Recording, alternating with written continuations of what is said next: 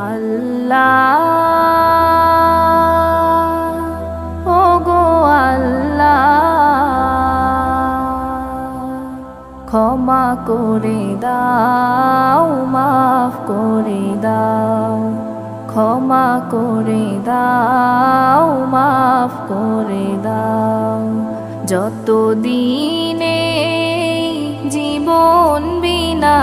বাঁচিবে সুপথে চালাও মাফ করে দাও